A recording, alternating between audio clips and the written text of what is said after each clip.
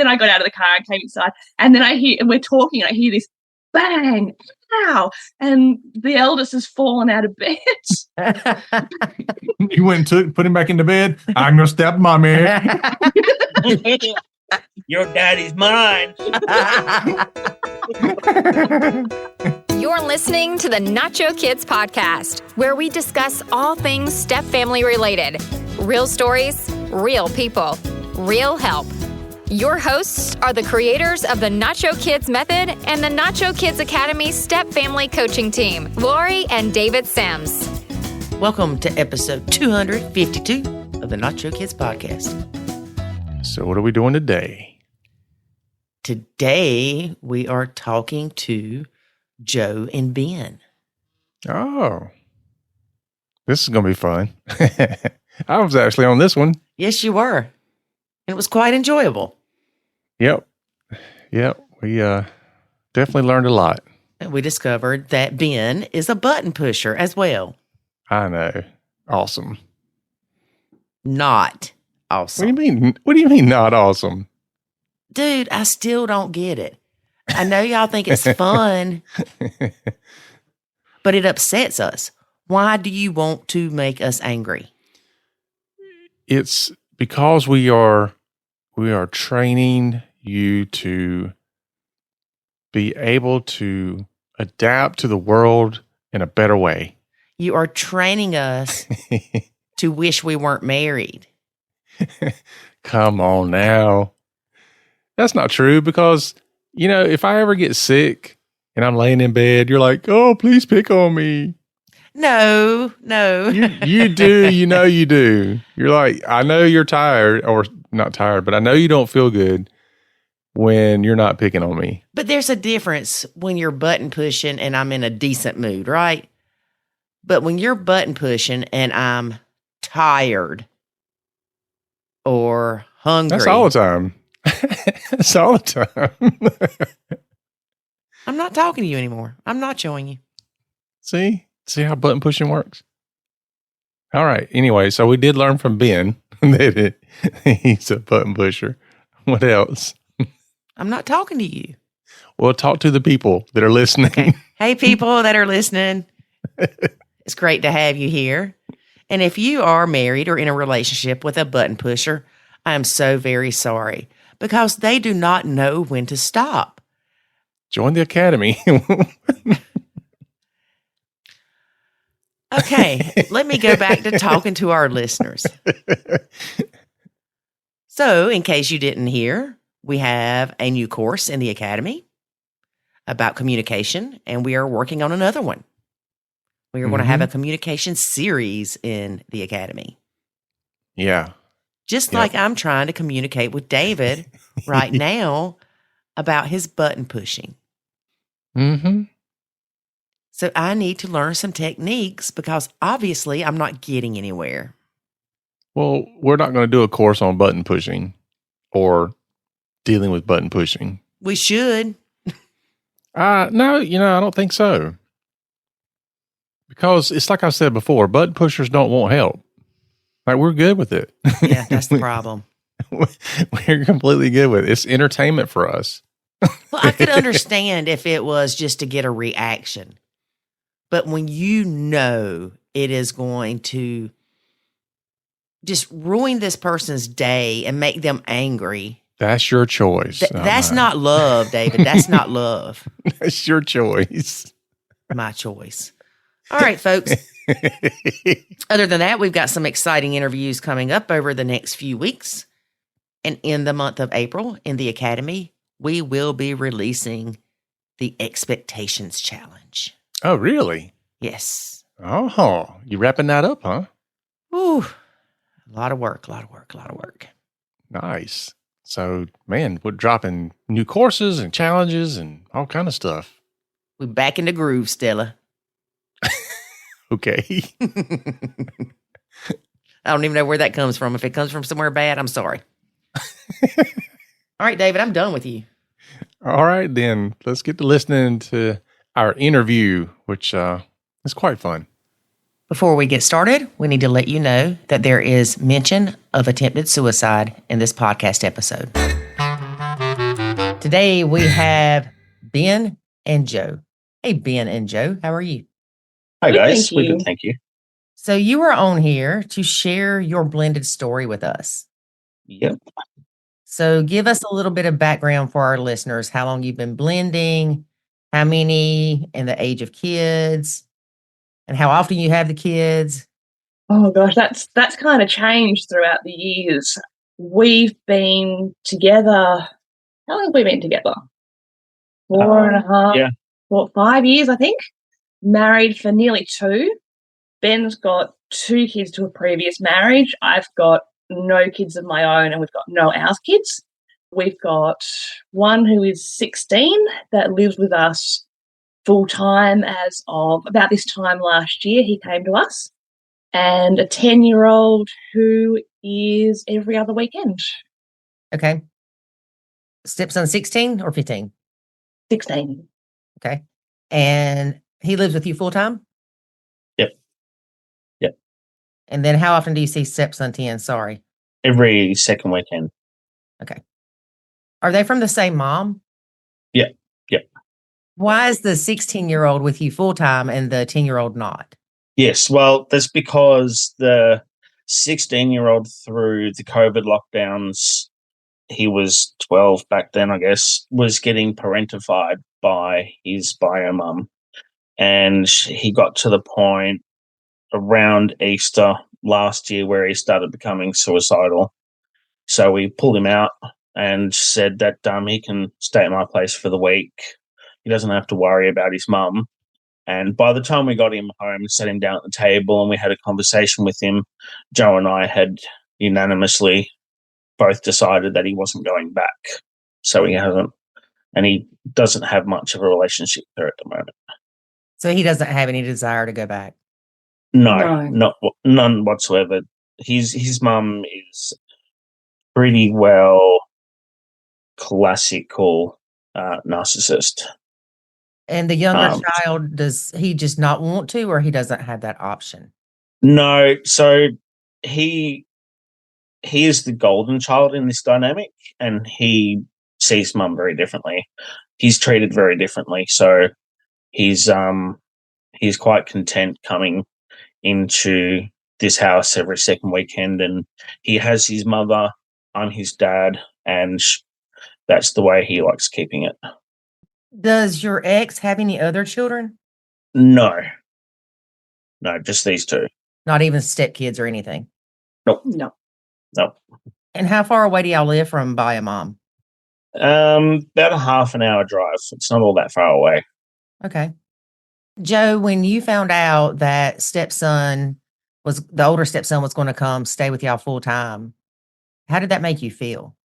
Oh no, I instigated that, and I have no regrets. Good. None whatsoever. I love having him here. I love having him around. I don't have bio kids, so I don't know what motherly love is, but I'd have the closest you can have. And we see a stepfamily counsellor, Sonia, who you've had on the podcast before. Mm-hmm. And she says what's it called? Emotional adoption? Something like that. Something like emotional adoption, where I basically my body's adopted him as my own. Okay. Yeah. That's a good way to phrase that. Yeah. I think Lori emotionally adopted chocolate. No, I would rather have cake icing than chocolate. Oh, okay. So I adopted cake icing. Okay. Do you refer to him as your son, Joe? Sometimes I sort of will state the dynamic at the start, be like, oh, my stepson, and then after that it just becomes my son or my Our stepson. son. I sort of use our son, his son. I use a bit of everything. He refers to me as stepmom because he will complain to his friends about bio mum, and he doesn't want people to think I'm bio mum, but he says he sees me as mum, not bio mum. Yeah. It's explicitly stated that Joe is his mum. Yeah. Yeah. I actually had a conversation a couple hours ago with somebody, and I said, I have 4 kids. I have 4 sons and a stepson. And then he had just told me that he had like 4 kids. And he goes, oh, well, all my kids are steps. I just didn't want to introduce them that way. And so I was like, that's interesting. Then I started thinking, well, why did I say it that way? But usually the reason I do it is just because I want to make sure people understand what that dynamic is, because they start mixing it all up, and then later on they'll go, oh, I didn't know you were remarried. Oh, I didn't know you had a stepson. Oh, I didn't. And so it just kind of becomes complicated down the road. Yeah. So I just kind of just throw it out there in the beginning. So, but yeah. And I think a lot of it is because of what we do. Yeah, We're constantly telling our story. Yeah. Yeah. We did run into that when the 16-year-old, he had a major surgery about 6 months ago on one of his knees.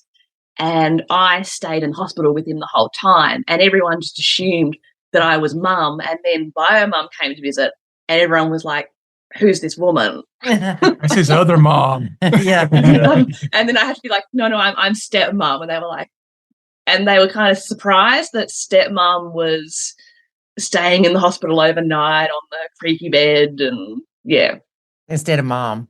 Instead of mum. Yeah. Yeah. I said to 16, do you want your mum to stay? And he's like, no. Straight up, no, I want you to stay. And I went, okay, I'll stay. I didn't even get a look in. You didn't even get a check on your own kid. There you go. So, David, as we're talking about this, I'm thinking, I have different relationships with your kids. Uh-huh. So, what if I started claiming 2 of yours as mine? Which ones you want? I don't think Jackson would like it if I did that. But I do have a tendency when people say, how many kids do you have? I say, we have 5, 4 of which are his, or 1 of which is mine, or something like that. And I don't know why I do it that way, other than the same reasons that David does. But we went to get Avery a rental truck one time when he was here. And for some reason, the lady said something about me being mom, and I didn't correct her. Normally I would. I'd say, oh, no, I'm stepmom. Or if she said, your son, I'd say, oh, no, that's my stepson.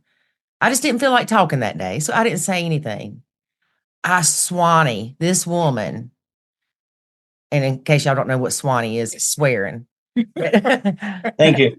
Thank you. Is that what it is? Yeah, swearing. Instead of saying I swear, you say I Swanee. That's the Swanee River. Yeah. Look it up. This woman referred to me as mom or Avery as my son probably 40 times in 30 minutes. Like, your mom's so nice. And, oh, your son. And I'm thinking, oh, my God, just stop. Y'all are just looking at each other like, oh, gosh. Well, I was looking at Avery like, make it stop. And I was waiting for him to go, she's not my mom. He didn't do it. So that was kind of interesting. I know when we went to the Bahamas that one time, this lady asked me if they were all my kids. Mm-hmm.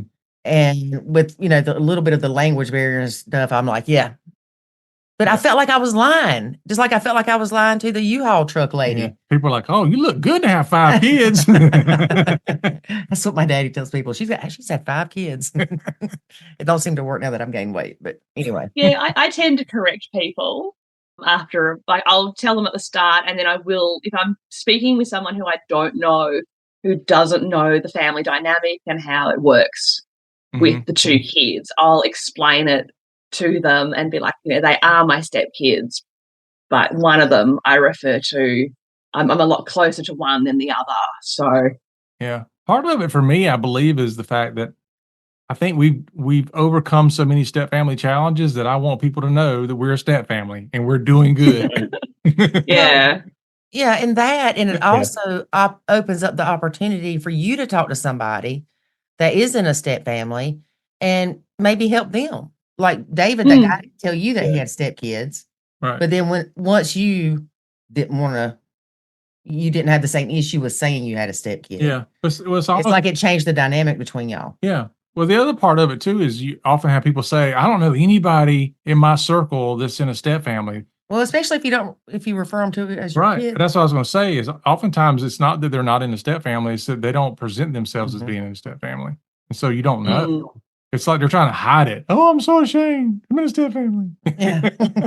But some people are ashamed of being a step family because they have been raised to believe that you've got to have just one marriage and everyone comes from that same marriage, and it's just not how the world works anymore.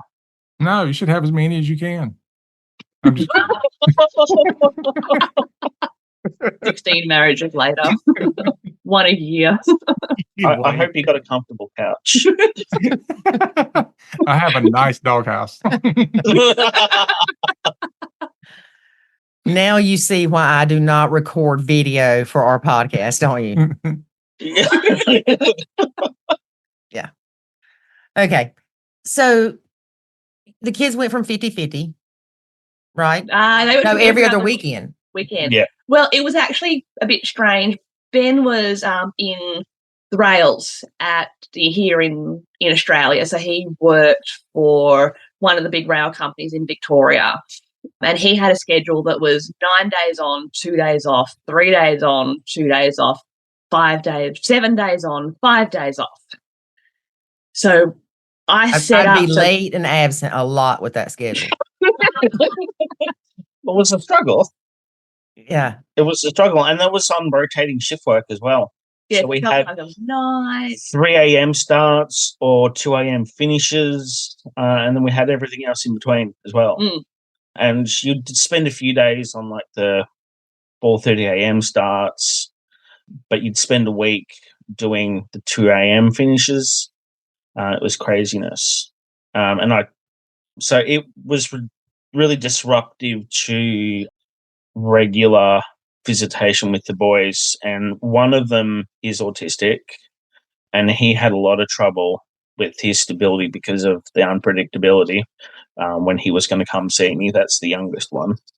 So the railways presented a huge barrier to seeing the boys regularly. So they would used to have every second weekend off, and they would come for those every second weekends, but sometimes they would go for more than like 10 days because of like that 9 day straight. I'd have them afterwards, and I might have to have them on like one of my 2 days off through the rest of the fortnight sometime. Yeah, I think I set that up, didn't I? Yeah. So they were.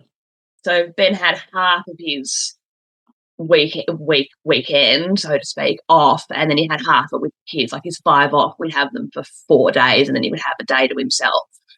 Okay. And I know that's hard on the kids, but it's also got to be hard on y'all. In terms of? In terms of just trying to coordinate and keep up with that. And well, it was a repeating pattern for 2 months. So there'd be 1 month of one variation, and then it would change for the next month, and then they go back to the first variation after that. Okay. So it was a bi-monthly rotation. So we just sort of kept a particular pattern that whole time that I had to communicate with my ex-wife. Yeah, that's what I was going to say. It probably took some co-parenting. Yeah, and it was an unfortunate for her to try and manipulate things as well, which made it even more tricky. How does she try to manipulate things?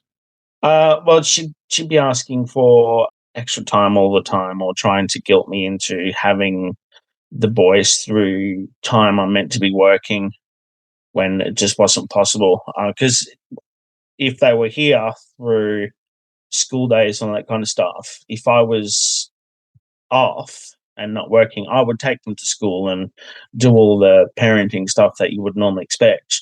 But if I'm meant to be at the station running trains 4 a.m, I can't take them to school in the morning.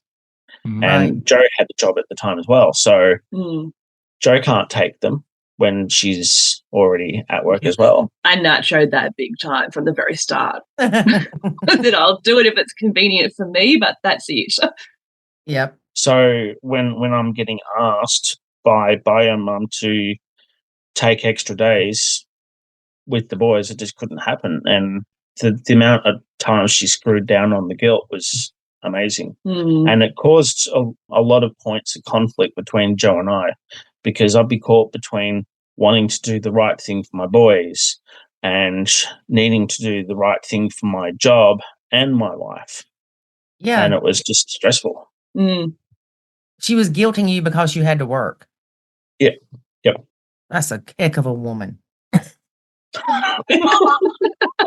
Yeah, that's just scratching the surface of her. So, Joe, I know I think we first met you in the academy. Is that right? Mm-hmm. Yes, I came into the academy and then the exchange rate changed and I couldn't afford the academy. But I was just listening to the latest podcast you released, and you've just released a communication thing. So I'm like, oh, I'm back in the academy for that. So what brought you to Nacho? And I'm sure you probably had some exposure to it before you joined the academy. What challenges were going on to where you thought you needed to find some type of resource? Oh gosh. Yeah. I've got to remember now. Sonia. It was Sonia. I think Sonia was the one that suggested you guys, or I found you guys, and Sonia went, yeah, they're great. I'm on the podcast. And then I researched all of Sonia's podcasts across Spotify and listened to them all because I think she's brilliant. So yeah, we love Sonia. We do. Oh, Sonia's amazing. She's the best. She's waiting for this podcast to come out so she can listen to it, actually. No, Sonia, we love Sonia. you. We love you, Sonia. Well, my mum, when I first got with Ben and she found out there were kids involved in Bled, my mum went, find a counsellor. That was her first words, was find yourself a step family counsellor. So the first thing I did was research. So we started seeing Sonia before there were any problems in the blend. Oh, good. Your mom is awesome. Yeah. My mum is incredible. Yeah, she's priceless. She's priceless. My parents are just incredible. They have been our biggest supporters and our biggest cheerleaders. They are our biggest rock and foundation in this relationship. Yeah. Wow. Are they still together, your parents? Yeah, they've been together for 38 years. Okay, so it wasn't like she experienced a horrible blended family relationship. She just knew that y'all. No. My grandparents divorced and remarried, and it was a horrible, horrible, horrible land that actually defined new laws in Australia for step families. It was such a horrible time. I don't know details about it, but I do know that law students doing. We got to know the details about that. They're still alive. On interview them. Yeah, tell your mom I want her on our podcast. Yeah. Wow. Or my grandmother. Can you imagine Granny on the podcast? No. It's going to have to be without David. Oh, that would be hilarious. Nothing will be productive. It makes me want her and him together more. Oh, we definitely want to interview her. Yes. Absolutely. I mean, they changed the laws because of that woman. Yeah, they actually changed laws because of my grandmother. The foundation of child support and the expectation of child access and divorce laws were changed because of the actions of her then ex-husband. Yeah, my bio grandfather. Wow. You never told us that, Joe. Your grandma's a step family icon. Yeah. Pioneer. She's a pioneer. There you go. She's a pioneer. She's an incredible woman. Wow.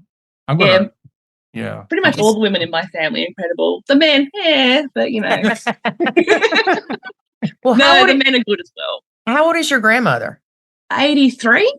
So I would take that when she got divorced, and especially considering that she had an impact on the laws on step families in Australia, that was a while back. Yeah, it was in the 70s in the 70s. My mum was about 16 when they divorced. So did you tell Ben's ex that? Like, don't mess with me. Like, my grandma will change the laws. I wish we had thought of that. I wish we thought of that. That would be hilarious. You don't know who you messing with. You might want to. You've disappointed the family. That's right. I'll make you an offer you can't refuse. So growing up, Joe, do you remember any of that? Your grandparents not being together, like any challenges you saw at a young age?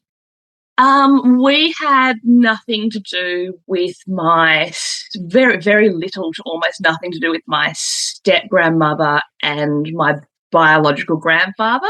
Mm-hmm. They kind of chose to have nothing to do with it. There's a lot of bad blood there.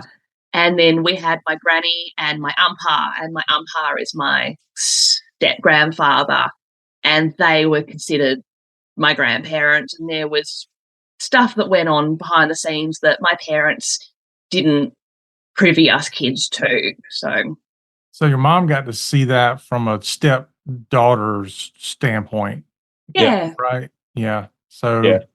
And to some degree, her experiences were quite traumatic too, but he hasn't really gone into too much detail about any of it. No. Right. So before you guys even got down the road good, she's like, go get therapy. Go get counseling. Yeah. Yeah. She's like, go get counseling. And I'm like, yes, Mum, because when your mum says to do something, you do it. Yeah. That shows you're a smart woman. Yeah. Especially when She's you're really compliant. Yeah, really compliant. I mean, honestly, if more people would do that, Lori and I have talked about doing more about putting content out, especially courses on before you blend. You know, these are some things you need to consider and things you need to talk about, and even like putting together an assessment and all that. There's a lot of stuff we have on our radar to get done. Yeah. But I wish, even though we did as much as I think we could have done at the time, it was based off nuclear family. Yeah, there was not a lot of resources out there, and what was out there still didn't really work for us. It was still a lot of the nuclear family type information, even from the blended family books. It didn't really work for us. Yeah. Now, Joe, do you parent Ben's oldest son? Yes. So when he first arrived, I sat down. I almost consider myself to have two different blends, depending on whether I've got both boys here or just the eldest. So I started off being a friend. I didn't I think I've disciplined the youngest once, and that was it. And I had the backing of Dad and bio mum. Had complete backing from them when I disciplined him because he did something I told him not to. I'm just calling to ask y'all if I can beat your kid.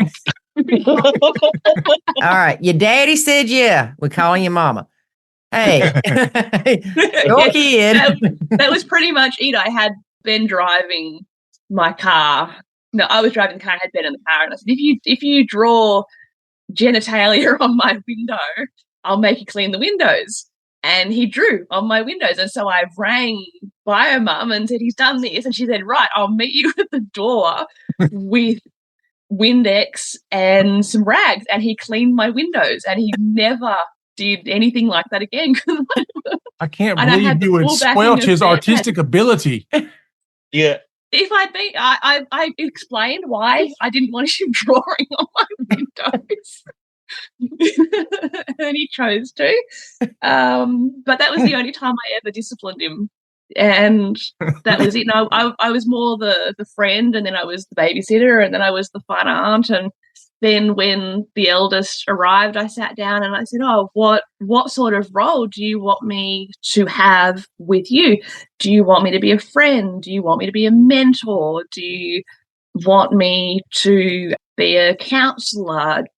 What role do you want me to have with you? And he looked me dead in the eyes and he said, I want a mum. Oh, wow. And you were like, that's an option. Let's go back through them again. That was not my option. I didn't say, like, do you want me to be a mum? I said every other option except for that, because I was like, he won't, I'm a stepmom.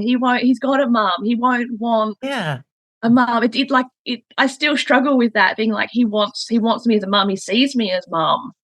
And I'm like, but I'm very aware that I'm not mum, I'm stepmom. And it's a really tough one to reconcile. But to him, and even to you represent mom.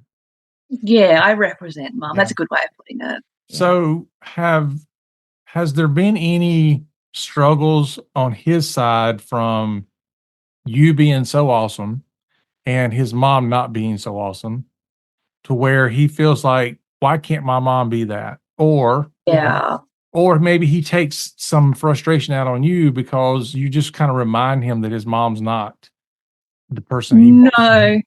No, he takes all his frustration out on bio mum. On bio mom. Okay. Yeah. Good. We've had I'm a curious person, so I ask him a lot of questions, and then he will go, Joe, I can't handle any more questions. Can you please stop? And I'm like, that's fine. Let's listen to Spotify. But I'll ask him, like, what's your best memory with your mum? And what's your best memory with your dad? And what did you enjoy doing growing up? I'm like, I wasn't there for the first 12 years. So the only way I'm going to know what it was like is if I keep asking questions. And then he'll say something, I'll be like, let's unpack that. Let's explore that. Why, what makes you feel that way? What's going on? And he'll talk to me about it. And I'll be like, okay, that's good. And then I go to bed and I go, this has happened and I don't know how to navigate it. And then we go to Sonia and we go, Sonia, this has happened. I was going to say, that sounds like Sonia questions you asked. Yeah. Oh, yeah. Yeah. We see Sonia every second week, and she's a very important tool in this relationship and blend. Yeah. Yeah. And then we've got various psychologists and psychiatrists because we're all have mental health issues, like all of us. Yeah. Yeah, we do too. Yeah. Yes. No, I think everybody would benefit from having a therapist, a counselor, a life Yeah. coach, Yeah. something, because, and I don't know if this is true with most people, but I know the older I get, well, I've got like, I don't know, 3 best friends. But I don't talk to them. You're not one of them, David Sims. But I might talk to them once every couple of weeks at most, but they're what I consider my best friends. Yeah. I don't have that best friend like I had when I was younger that you talk to 3 times a day and that you can vent about everything. So there's times that I need somebody to talk to, but I also know that my friends aren't in that same situation. Yeah. So I think that having a therapist or a counselor or someone else that you can talk to, a third party.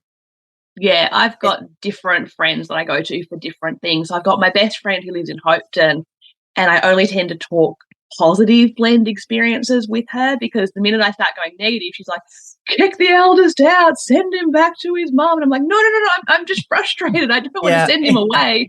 Isn't it funny how you can have those friends? Say you have 10 friends and you tell them the same exact story. Half of them are going to say, send the kid back to the mom.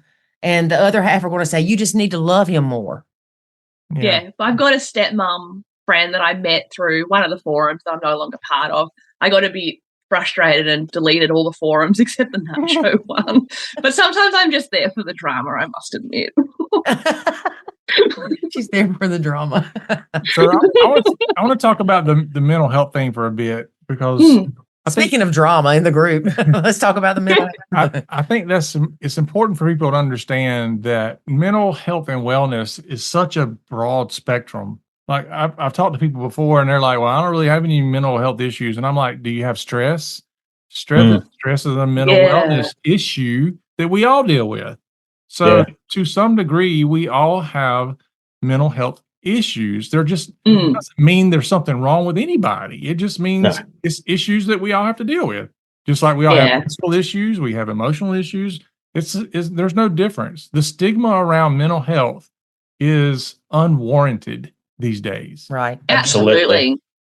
Yeah. There's been a lot of work done in Australia. I don't know about the US, but in Australia too, especially around anxiety and depression, there's been big movements that have been to destigmatize those two. I wish they'd do the same for bipolar, which is what I've got. But, I'm a big advocate for that on my own. I'll tell people and be like, ask questions, and people will ask me questions. And sometimes I go, that's a weird question to ask, but it's all good. Yeah. But there's been a lot of work done. I think around here, what tends to happen is you'll have something in the news, like something terrible. Somebody's, committed murder or whatever. And Killed 20 people. yeah, just something, school shootings or something. And they'll almost inevitably they had mental health issues. And so, Yeah. and it happens over and over again to where people go, oh, wait a minute, mental health issues equals just terrible, awful, violent person. And that's not the Yeah. case. Just because there's one doesn't necessarily mean the other. And, just reducing that stigma to where people say it is completely okay for you to not be okay. And it's okay for you to seek help, even if it's something that as little as I'm stressed out and I need to talk to somebody.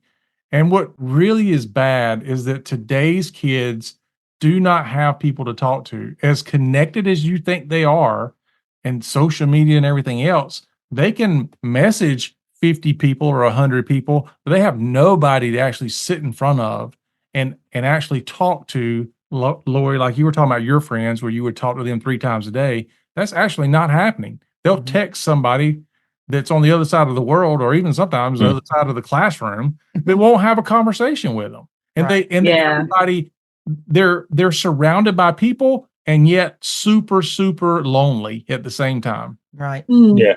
And I think too that it's like everything else with humans. You have your strengths, I have mine. I have my weaknesses, you have yours. One of my strengths may be how to deal with certain situations better than you can, but that doesn't mean that I'm smarter than you or even that I'm mentally healthier than you, because the next thing you can handle well and I can't. Yeah. Yeah, definitely.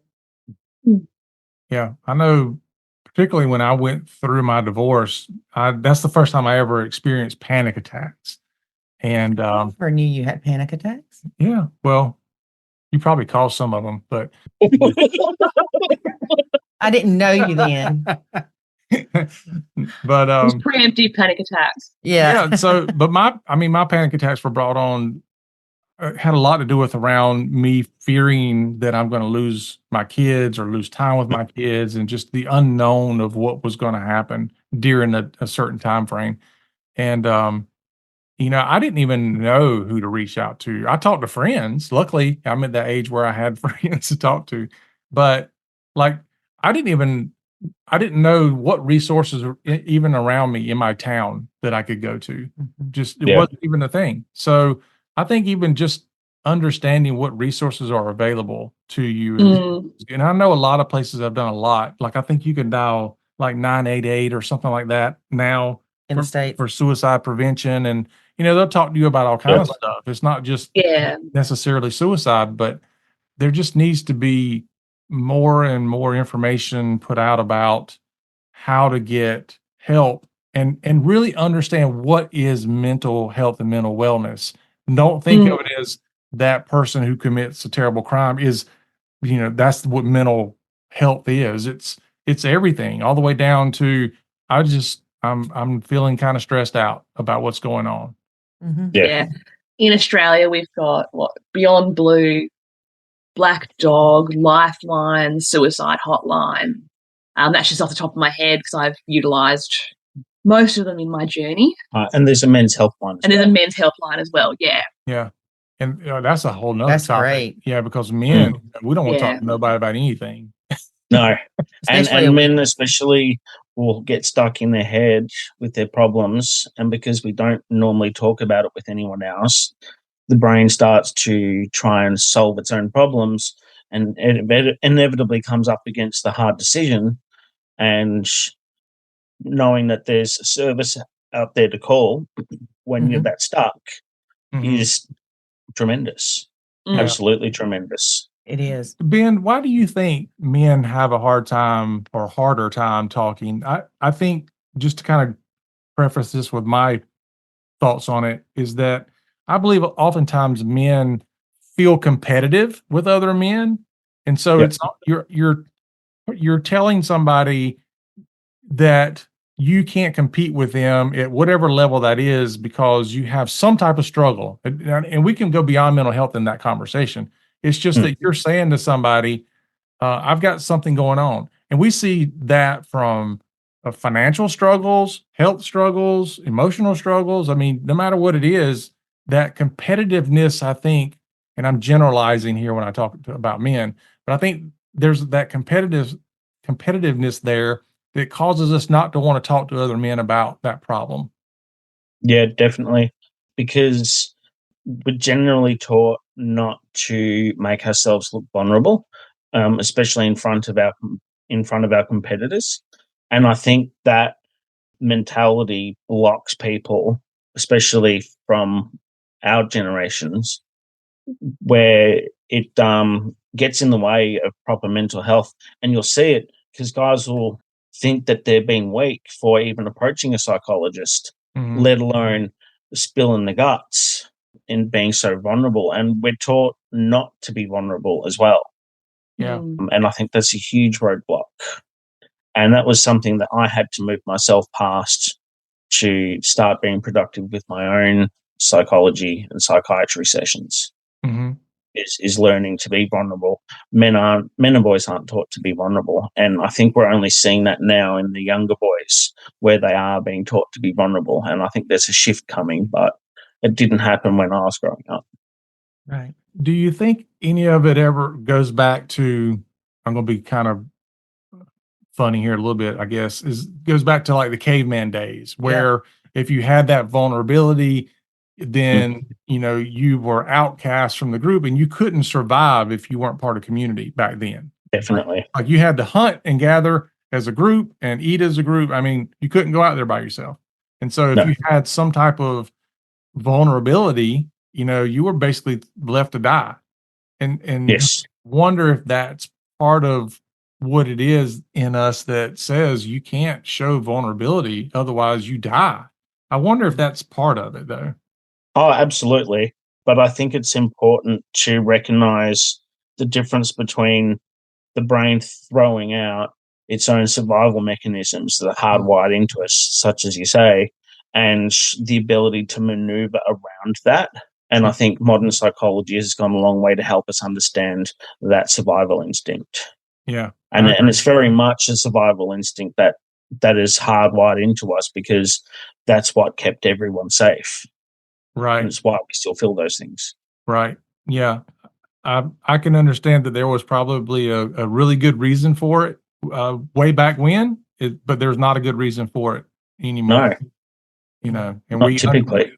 Right. We understand it more. We have resources that can deal with it more and help people more. So I hopefully all of society will move past this stigma that's on mental health. Well, I think they're starting Absolutely. to. Oh, they're definitely starting to. I want it now. Yeah. Yeah. A lot of people I know that are younger than I am, they have no qualms whatsoever about telling somebody they're going to a therapist or they're going to a counselor. Mm-hmm. And I know even an attorney that talked about how he didn't realize half the attorneys that he knows goes to a counselor. Mm-hmm. He said, that's not a bad idea. Maybe I should go. Right. Now, I had taken a poll in the Facebook group a couple of years ago, and it was struggles that you have as a step parent, which we know mostly stepmoms are in that group. But it was, have you ever thought about suicide? Have you ever, had panic attacks? Do you take medicine for being anxious around the stepkids or depression? And the numbers were just amazing, just absolutely amazing, because there's not enough support on that. You can talk to somebody and say, yeah, I'm struggling with my husband pushing my buttons. And they're going to be more receptive to talking about that than they would if it was their step family issues, because they feel like the challenges they experience as a step family is a poor reflection on them as a person. Yeah. Yeah, it's like I shouldn't be struggling. I should be loving them as my own. And you buy into the whole, like I bought into the whole evil stepmom thing. And I was like, I've got to not be the evil stepmom. So I overcompensated and burnt myself out. Yeah. And I've got great stepkids, but it doesn't mean I haven't struggled in the past, especially with the youngest. I don't think the eldest he's just been like, I don't, incredible, amazing the whole way through. A gift. Yeah, just absolutely like, yeah, he's my favorite teen. I call him my favorite teenager because he is my favorite teenager. And that's awesome that he's a teenager and you're saying that. Yeah. Yeah. I think he gets that perspective too because he gets to see greatness and terrible behaviors to measure against. And it just gives him that contrast on making better decisions for himself and understanding the world. Mm-hmm. Yeah. Mm. And that makes sense. Well, I do know when you met Jo and she didn't have any kids, what were your thoughts on that, considering you did have kids? Because I know with David and I, once we realized that things were getting kind of serious, I knew if I did get serious with somebody, I wanted it to be somebody that had kids because they needed to understand that my priority was my son. Well, for me, I just wanted to make sure that it was a really nice person that I was meeting. And I knew at the time I didn't want any more kids. So finding someone who had similar thoughts was really important to me. So it was reassuring to me that in Jo's case, that there wasn't something else to throw into the mix that might make things complicated later. More Right. complicated later. Yeah. Yes, more complicated later. So, Jo, have you ever wanted kids of your own? That's an interesting one. So I listen to the podcast and I always hear the same thing over and over again, which is no one ever says they want to be a stepmom. Mm-hmm. When I was 14, I was a leader in Sunday school. And I remember I'd look after these kids. And I remember thinking, I don't want my own kids, but I want kids. You wanted to be a stepmom. I didn't understand what I was feeling at the time, but kind of, yeah. And I have to say, even with everything we've been through, I had, a suicide attempt because of how the youngest was treating me. And that was mostly me not standing up for myself because I gave him too much power. Yeah. I still would do it all again. Mm. If they said you have to go back 5 years to preferably just before, because I left my previous boyfriend and got with Ben like 3 hours later. Hold on, you can't blow past that one now. You already blew past your grandparents changed the laws on step families. All right, now tell us this story. How did you meet Ben? On He was Bumble. standing right next to her when she broke up with the other guy. Yeah, pretty much. So the guy I was dating at the time was a nice guy, but it really wasn't going anywhere. And he hadn't dated in 10 years. So I went, I'll be nice and I'll give him the option to break up with me before I break up with him. And so I said, what do you see happening with this relationship? And he said, I don't know. And I said, well, take a week, have a think, and get back to me on what you see this relationship going. Do you see it not going somewhere, going somewhere? I don't mind either way. This was kind of like the you break up with me or I'll break up with you thing. And he came back a few days later and said, yeah, I want to break up. I'll never understand to this day, but when he broke up with me, he gave me $80. Yeah, I don't. That could I be don't a lucrative understand. business. You're like, I'll break up with you for $80. Call me today. Yeah, I'll break up with you. Here's $80, and I went, oh, thank you. I will take your money because free money. I And then never I got thought in the about that car and I service. rang Mum and said, we've broken up. And she went, oh yeah, you want to come over? And you're And I like, came no, I back got with $80 to go spend. Yeah, I'm going out to eat. $80 to go spend. I'm going to go find this Ben guy. Ben, how much is it going to cost you to get out of it? That's going to be too much. three goats and a cow, maybe. Ben's like, that's why I'm still here. I don't have $8. Yeah. Yeah, ain't got $80. No. And so I got to my mum's house and had lunch, and then at 1 o'clock I downloaded Bumble, and then that's the one where you match with people, but the woman talks first. And I kind of liked the idea. And I saw the photos of Ben. Oh, this is going to get really bad. I saw the photos of Ben, and he had a picture of himself and the eldest, who was about 6 or 8 or something. And I looked at the photo and I went, oh, yeah, he'll do. Yep. He'll do. So with Bumble at $80, that's where he gets you. Yeah, $80 on Bumble. That's going to be the title of this podcast. What can you get with $80 in Bumble? The world of trouble. How long after reaching out to him on Bumble did you meet him physically? When did the kids supposedly go to sleep? It was the same night. The same night? Yeah. I love it. Joe, your name rhymes with slow, but you ain't. No. No, my Bumble tag was looking for Mr. Right, not Mr. Right Now, but apparently Wow. that works. Yeah. So you both. So you opened a Bumble account and closed it in the same day. Yeah. Like 12 hours. 12 hours later, I closed Bumble. Wow. That's And then so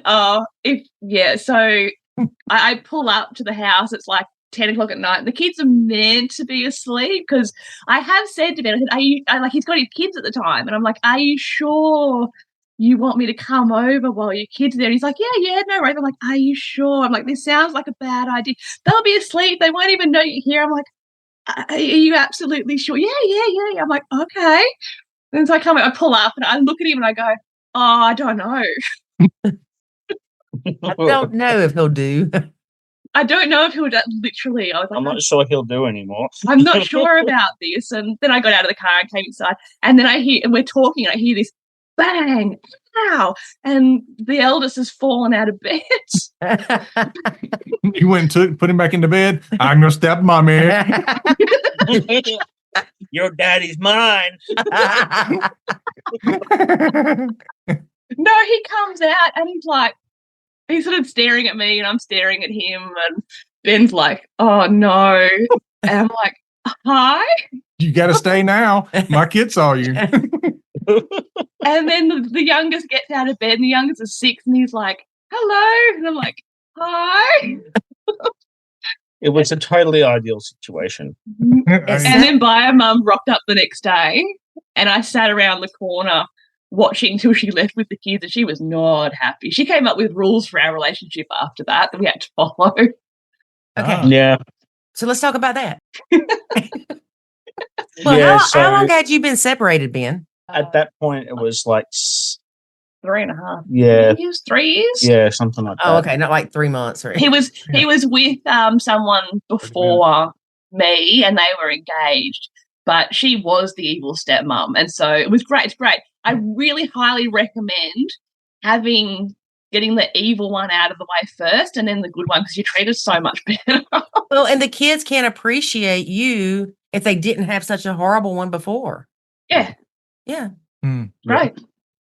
So Bio Mom, kids, but yeah. So Bio Mom finds out about Joe.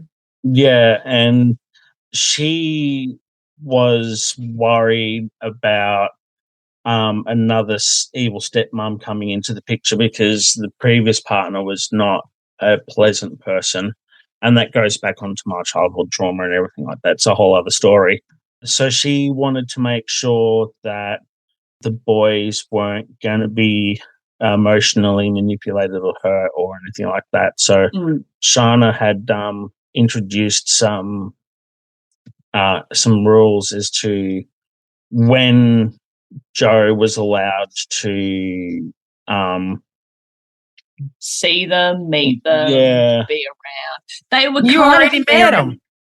I already met them. Yeah, they were kind of fair enough rules. Like it would have been nice if we'd been included on the conversation, like a round table conversation.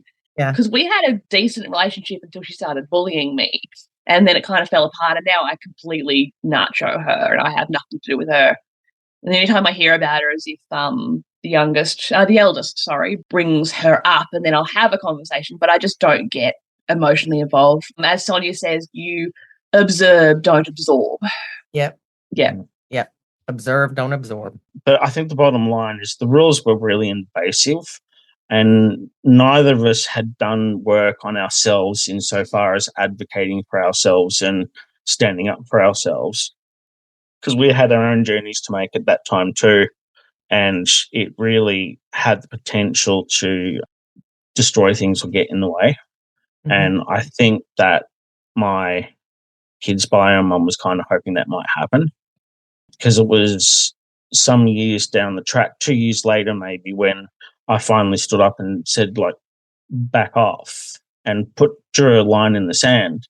Did she only then stop trying to manipulate and push things around for her own benefits? Mhm. And it was about the same time that I'd had a crack at her for bullying Joe in the first place. And she's never been a problem since. But that was a really slippery slope, and I don't recommend it. It sort of caught her by surprise because she used to talk to me about how she had spidey senses about me. And it was sort of a way of being like, there's something wrong with you. And she'd be like, my friends think there's something wrong with you. Her friends didn't think there was anything wrong with me. They actually quite liked me. But it was her best friend that said, pull your head in. There's nothing wrong with Jo. Get over yourself. She just treat me kids well. Because I didn't come in trying to be mum. I came in trying to be a friend. So I got to know them. One of the eldest first memories of me is me giving him 2 mini Mars bars and giving his brother 1 mini Mars bar. And he thought that was awesome because he was being treated like the eldest. And that's probably where my problem with the youngest started. I think you might have figured it out. He knows that his brother got Mars bars, so he's like, I'm never going to like this woman. Yeah. Mm-hmm. Well, he fluctuates. He wants mum and dad back together, but he wants me to come and live with mum and dad. Because it was really confusing for him, because for a while we were celebrating Christmas together, Easter together, birthdays together, Mother's Day, Father's Day, like all the holidays. She'd come over, we'd go over there. It was really backwards and forwards, and that was more on her insistence than what we wanted to do. So she sort of controlled that narrative. And then the youngest started going, well, why can't you all live together? And that's when Ben kind of went, we've got to put some boundaries in place because we're confusing the kids. Yes, very smart, Ben. Very smart. Yeah. I think you could have made another $80 off that one. I wish I had monetized it. Yeah. So, now $80 every time I break up with someone. I know. I find myself some boyfriends. That's a business. If you think about it, it's like these stress reliever rooms or whatever. You go in and beat the snot out of stuff. You're paying somebody to beat the snot out of all the stuff. Rage rooms. Right, rage rooms. So maybe you could just have I feel the need to break up with somebody, and you're the person they go to, and you charge them $80. They'll be like, I'm sick of your crap. And they just light into you and tell you everything. But I love you. Yeah. But I love you. and then they break up with you. Yeah. And maybe that could be part of the stipulation. If they want you to say, oh, no, please don't break up with me, that's an extra $10. See, now you're thinking like me. Oh, gosh, it's getting scary. We can see if we can get a partnership with Walmart or something and start I'm charging thinking for Bumble. I plates think to we should smash. get Bumble a partnership.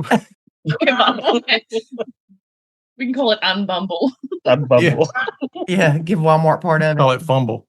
Fumble. Oh. So, Joe, are you able to talk about what happened around your suicide attempt, or is that too touchy?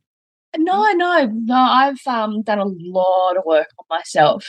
You know, it was primarily a me thing, and I didn't handle it well. So I didn't, like most, from what I understand from listening to the podcast and being on the Nacho Kids forum on Facebook, a lot of the parents are like, I tell the kids this, I tell the kids that, they don't listen to me. I was the exact opposite. I let them walk all over me to my detriment. So the youngest would be like, oh, I wasn't talking to you. I'd be like, oh, okay, no problem. And I would just back off. And in the end, I started feeling pushed out of the family dynamic. I loved the eldest. I loved Ben. I was struggling to love him. I was on the Nacho Kids by then. I was like, I don't understand what's going on. why is he treating me this way? What have I done wrong? And I sort of didn't understand that he wanted mum and dad back together, and I was in the way of mum and dad getting back together. And we had that kind of happened around the time we got engaged. It didn't change, like nothing changed when we got married, although. No, everything changed for the youngest when we got married. No, it was before that. It was about the time we got engaged. Okay. Yeah, it changed again when we got married, but we never had a blend reset with the eldest. Mm-hmm. He was just chill the entire way through. Nothing phased that kid. It was amazing. But the youngest really struggled with wanting mum and dad back together, and he had come into the room into the bedroom crying one morning, saying like life was so much easier when mum and dad were together, and I just went, oh, that's the Ben problem. This is the Ben thing. I just said, here you go. I woke Ben up and here you go, hon. This one's for you. Surprise. But I just kept letting it happen, and it just kept affecting me. And I kept going, what do I do? I need to, I have to understand, but I'm feeling all these emotions. And then I'm type 1 bipolar, which is the big ups and the big downs. So I have really bad mania, I have rage attacks, I have really bad depression. And then I just happened to hit a down cycle, a depressive phase at the same time that this was going on.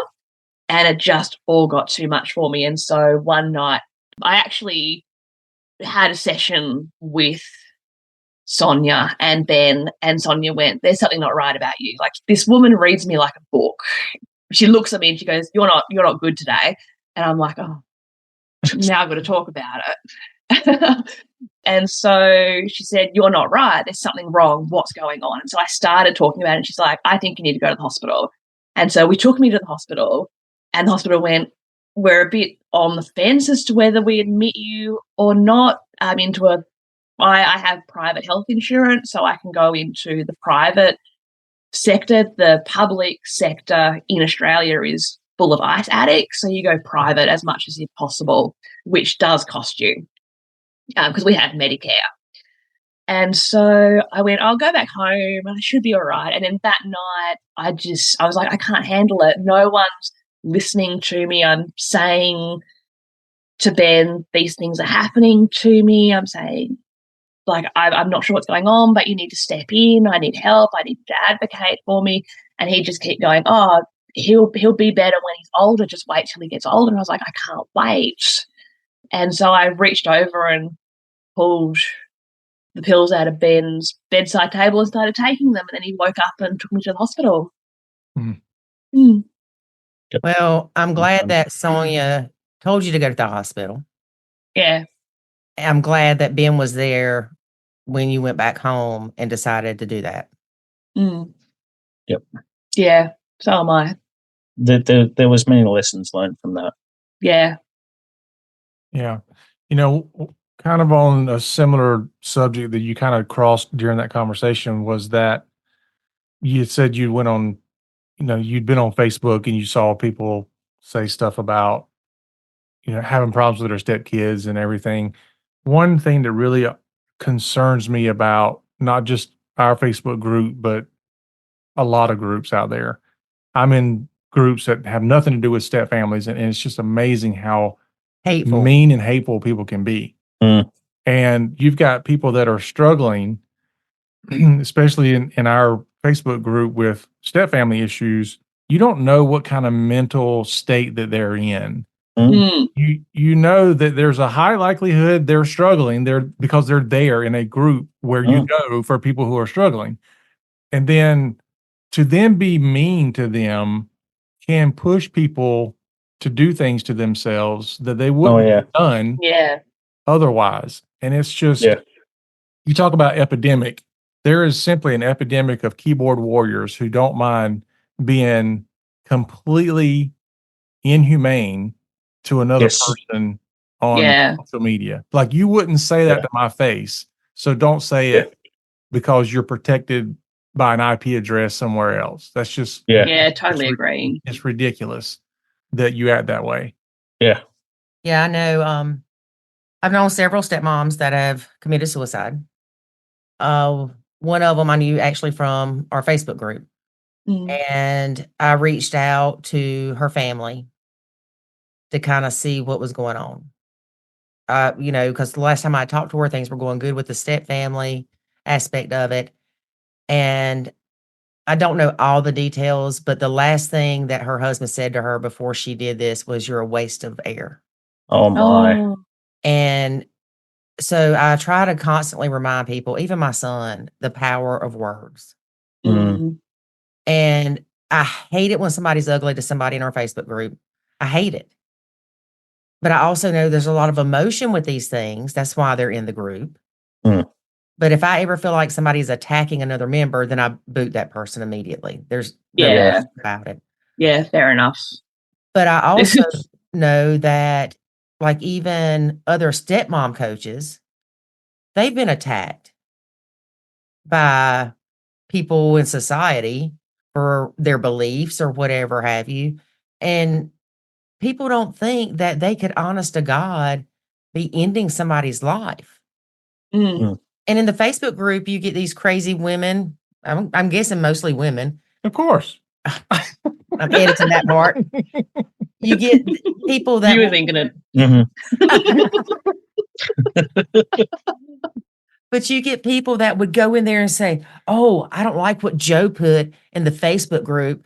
I'm going to go look at her profile and see if I can find out who her man is. And I'm going to send this screenshot to her man, so he'll know she's talking crap about his kids." Yeah, that can Oh get my. hurt. I mean, anything I run on the Facebook group, I say to you. Yeah. Well, that's the number one thing to make sure. But also, the using the anonymous post stuff, making sure your Facebook group's locked down and all that stuff. But for somebody to do that, they are hateful. Oh They yeah. don't realize they're doing it to go, "Oh, I'm going to make them have a fight," or "I'm going to, tell him that she's feeling this way." But what that person doesn't realize is this person could be abused and they never put that in their post. They're just commenting about something else. And the husband gets this message and he's like, "I'm going to kill her." And he goes and kills her. Or they kill Yeah. themselves because, "Oh, he found out what I wrote.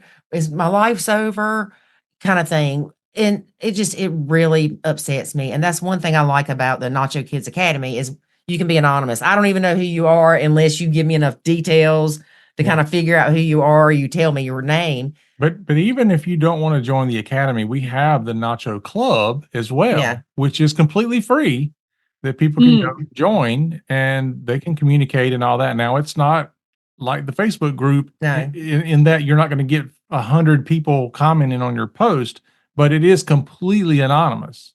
Well, and that's like with the Facebook group, you're going to get 50 replies quickly. But 49 of them are going to be rubbish. There you go. No, 50 of them. You're right. Joe's right. 49 of them are going to be crap. Whereas in the academy, you're going to get longer and more detailed responses and more caring responses. And then in the club, you never know really what you're going to get there. They're not going to be as many answers, but hopefully. They're not as many, but also I haven't seen anything hateful. Right.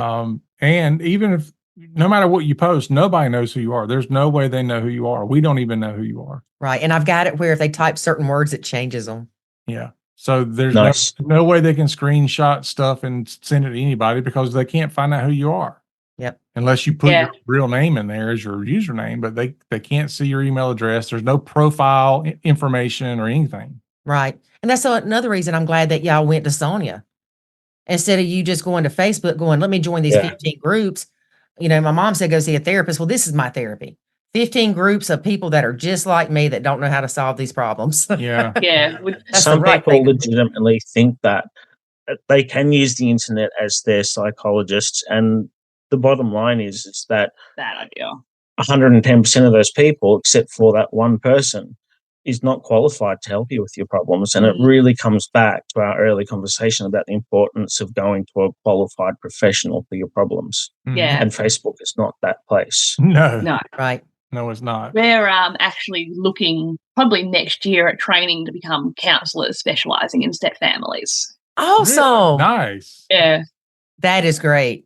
If there's any way we can help y'all let us know. Australia has not enough, but I'll definitely be reaching out to be like, teach me all the Nacho ways, because that's something I want to incorporate in my counseling.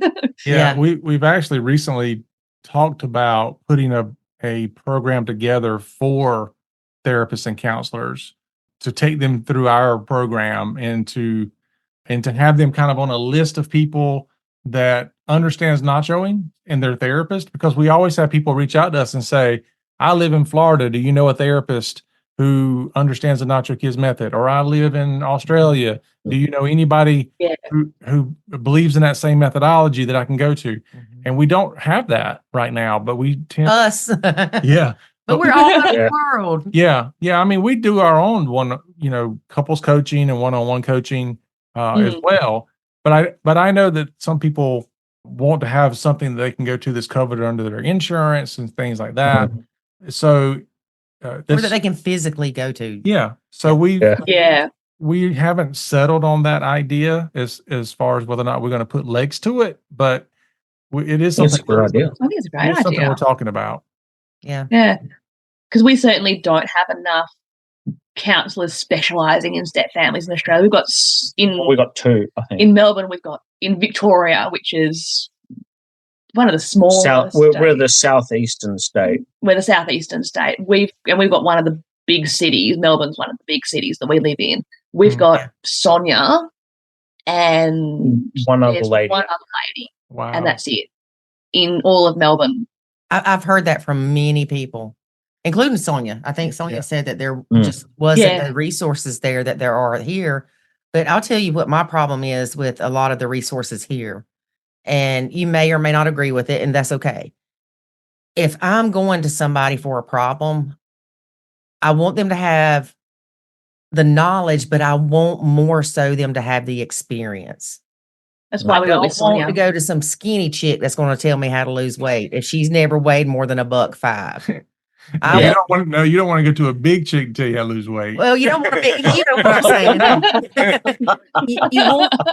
you want to go to a counselor or coach that has experienced what you are, because you don't understand it till you've lived it. Absolutely. Yeah. Someone's sitting there with their book who's had the life experience of a university student going, so my book says this is your problem. And it really cheapens what they've got to say. And they might be right, but I don't feel that they understand or know how I'm actually feeling. And I couldn't give one heck on what they're thinking or saying, because they don't know how it feels. Right.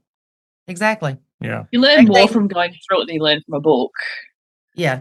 They know that this book is telling them that this would make a person feel sad. And it makes sense to them that it would make a person feel sad, but they haven't felt that emotion themselves. Yeah. To know how raw it is. Yeah. Yeah. I like to tell people that there's a difference between understanding and knowing. So you can certainly understand what I've gone through as a step family. You can understand things I could potentially do to help me, but you don't know because you haven't experienced. Like, I can understand what it feels like to jump out of an airplane, but I don't know what it feels like until I've jumped. Right. Yeah. And like you, Joe, you feel like that your stepson is your kid in a lot of ways. You realize he's not, he's not. So it's not like mentally you've confused reality or anything like that, but he's not your kid, but you still care for him like you feel like you would if he was yours, but you didn't know until you had a kid of your own. Yeah. Mama Bear still comes out though. Oh, I'm sure. Hey, Mama Bear comes out for me when it comes to the stepkids. It depends on who it is, though. If it's my son saying something about him, I don't care. Anybody else? I remember one time with one of the kids, some girl broke up with him, and it hurt his feelings. He wasn't like all upset, but you could just tell he was down in the dumps. I'm like, what's her name? What's her name? Tell me where she's at. Like, I'm going to go get her. They're in the backyard. Yeah. Because you love them. You do love them. And that's good. But it's okay to not like them sometimes, even Absolutely. if you love them. It's okay not to like your spouse sometimes, right? Or your own kids. Yeah. Yeah. I'll agree with that. Yeah. It's one of those things you can say about your spouse or your bio kids that you should never say about your stepkids without fear of I've being probably burned said on it. the stake? Yeah. I've probably said it. Joe crosses that line all the time, but I don't take it personally because I'm Joe's number one venting place. So I think it's important to make that distinction that she's not actually getting upset at me. She just needs to get it out.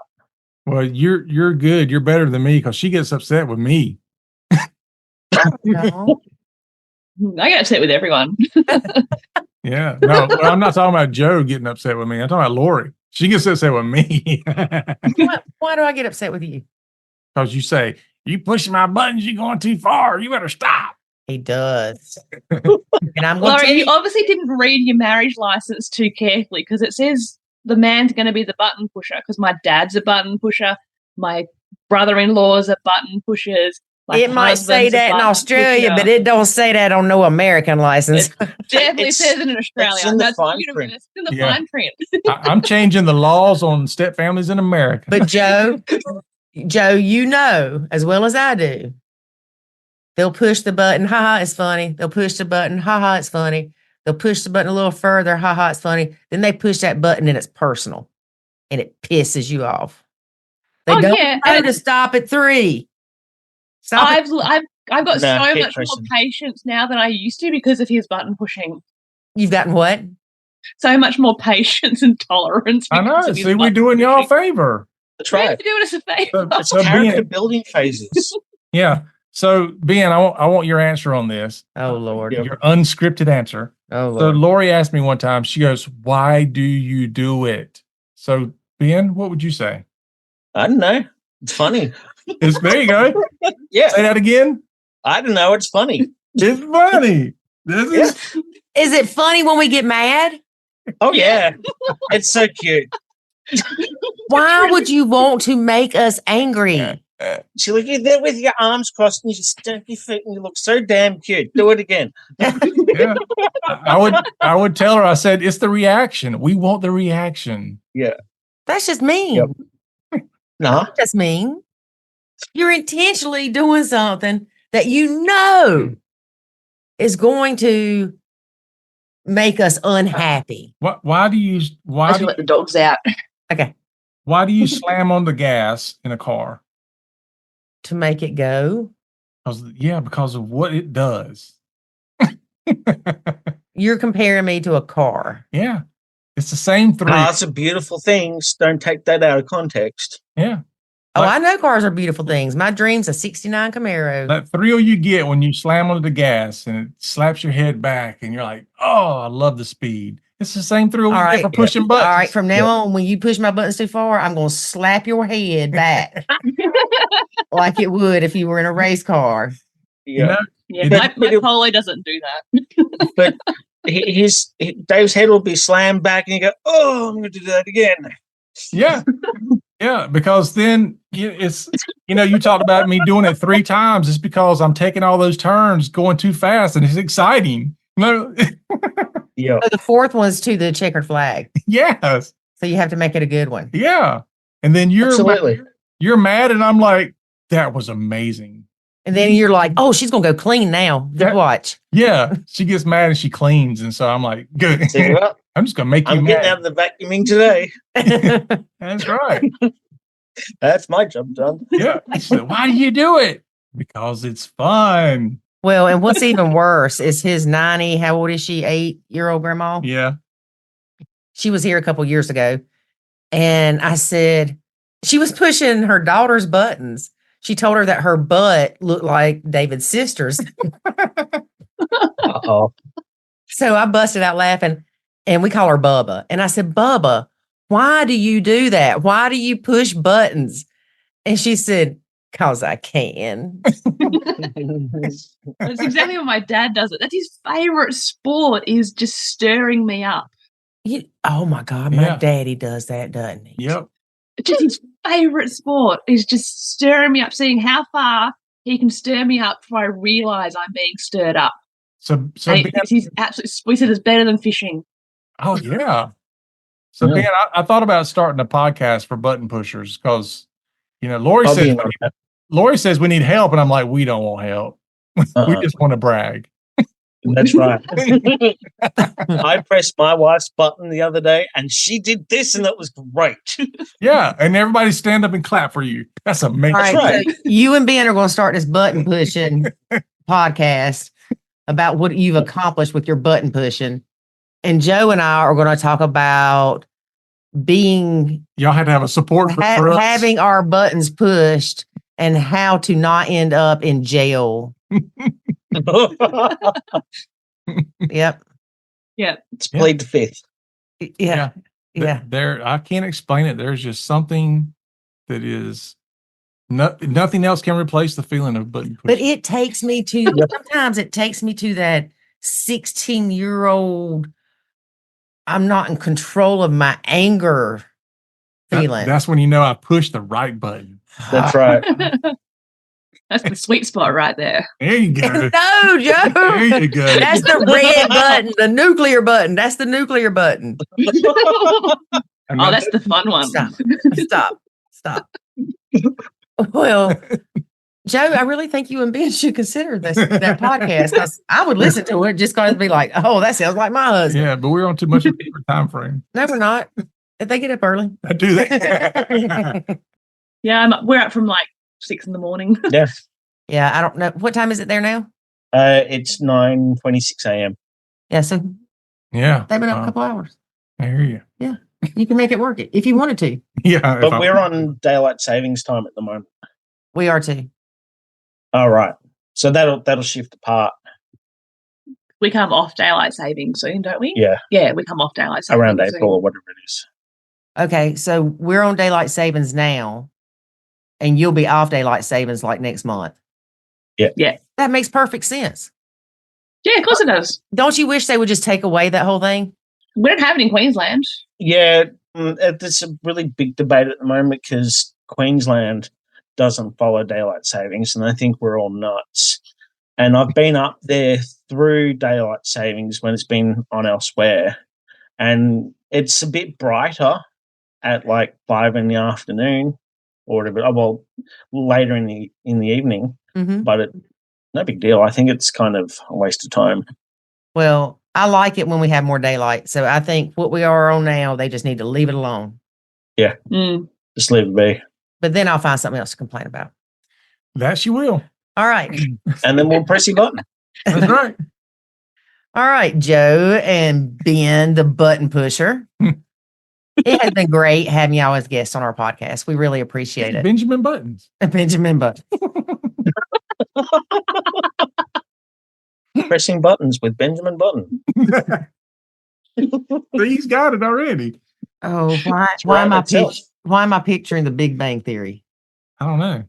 Like I can see Ben up there going, pushing buttons with Benjamin Buttons. Oh, because of Sheldon doing the flags. Yeah, thing. that's what it is. Yeah. Ah, Have you ever watched The Big Bang Theory? Fun with flags. most Yeah, definitely. Most definitely. Yeah. He's so I funny. understand a lot of it. Yeah, the laugh. No, the maths and the physics. Oh, she understands the math, Yeah. physics, and I understand the laugh where he goes, Whatever. Yes, man. Jerry understands the nerd humor, and I don't quite understand it because I'm not into physics and maths. I'm very dyslexic. And she'll start laughing at something they've just written up on the bottom. I'm like, why is that funny? It's just an equation. And she goes, oh, no, it's hilarious because blah, blah, blah, blah. look how much we're missing. I know. I don't even look at the chalkboards. I'm No. looking at the blonde. All right. Before I no longer have a co-founder / co-creator of Nacho Kids, Yep. we do want to thank you again and come back and be a guest again because this has been really fun. We've you. enjoyed ourselves. Thank you Yeah, for thank having you. us. Yeah. Y'all take care. We'll see you again next time, I'm sure. Oh, well, Thank you. we'll definitely be coming back. More button pushing. Uh-oh.